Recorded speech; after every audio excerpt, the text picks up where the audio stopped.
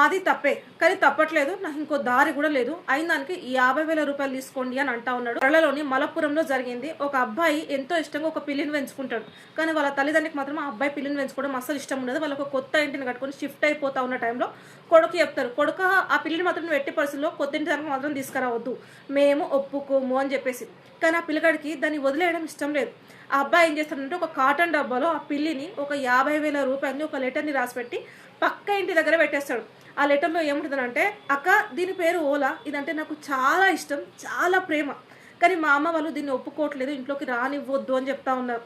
నేను ఇంకా ఎవరిని నమ్మి కూడా వదిలిపెట్టలేను, నాకు దీన్ని వదిలిపెట్టాలని కూడా లేదు, కానీ అమ్మ వాళ్ళు కూడా యాక్సెప్ట్ చేయరు కదక్క, అందుకనే నాకు తప్పే అనిపిస్తూ ఉంది నీ దగ్గర వదిలిపెట్టడం, అయినా సరే తప్పట్లేదు అక్క, దీన్ని నువ్వే జాగ్రత్తగా చూసుకోవాలి, నేను నిన్ను మాత్రమే నమ్మగలను అని చెప్పేసి నేను ఎంతో కష్టపడి ఒక 50,000 రూపాయలు చిన్న పంచు కూడా దాచిపెట్టుకున్నాక ఆ డబ్బులన్నీ కలిపితే ఒక 50,000 అయినాయి.